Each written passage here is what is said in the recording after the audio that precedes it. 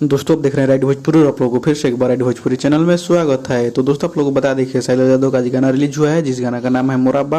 और दोस्तों जितना खूबसूरत गाना है और उतना ही खूबसूरत इस गाना का नाम भी है और उतना ही मिठास है गाना में।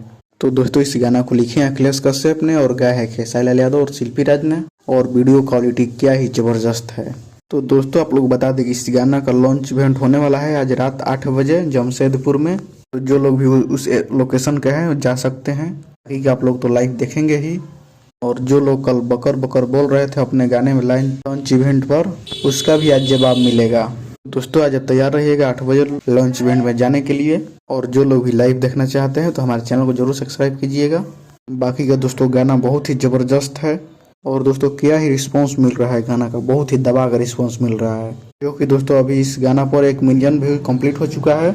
तो दोस्तों और थोड़ा मेहनत कीजिए और इस गाना को डायरेक्ट नंबर 1 ट्रेंडिंग पर लाइए। तो चलिए दोस्तों इस वीडियो में इतना ही, मिलते हैं कि अगले वीडियो में।